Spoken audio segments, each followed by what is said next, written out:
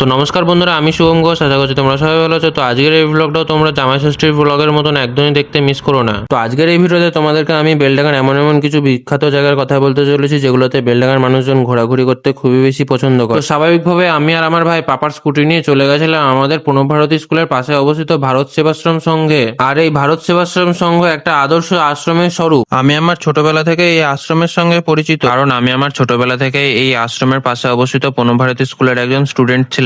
কিছুক্ষণ আশ্রমের এদিক ওদিকে ঘোরাঘুরি করার পরে আমরা দুই ভাই আমাদের দ্বিতীয় গন্তব্যস্থল অর্থাৎ বিখ্যাত একটা জায়গায় যাওয়ার জন্য বেরিয়ে পড়েছিলাম। তো দ্বিতীয় বিখ্যাত জায়গা অর্থাৎ আমাদের বেলডাঙ্গা সিআইজি স্কুলকে তোমরা নিশ্চয় অনেকেই ভালোভাবে চেনো। তো তোমরা যখনই বেলডাঙ্গার সিআইজি স্কুলে আসবে তখন তোমরা একটু ঐতিহাসিক ভাবটা ফিল করতে পারবে। আমি যতটা জানি এই স্কুলটা ব্রিটিশদের আমলে প্রতিষ্ঠিত হয়েছিল। তো বন্ধুরা, তোমরা যারা জানো না যে বেলডাঙ্গার সিআইজি স্কুলে একটা নতুন করে বিল্ডিং তৈরি হয়েছে যেখানে ছাত্ররা বসে পড়াশোনা করবে। অফিস ঘরের সামনের এই বিল্ডিংটা যেহেতু যথেষ্ট পুরনো, তো ছাত্রদের কল্যাণের জন্য নতুন করে বিল্ডিংটা তৈরি করা হয়েছে। তো এরপরে আমি আর আমার ভাই এদিকে ওদিকে ঘোরাঘুরি করে তারপরে মামার বাড়ি চলে গেছিলাম। তো তোমাদের যদি আমার আজকের ভিডিওটা ভালো লেগে থাকে তো তোমরা ভিডিওটাকে লাইক করে আমার চ্যানেলটাকে সাবস্ক্রাইব করে নিও।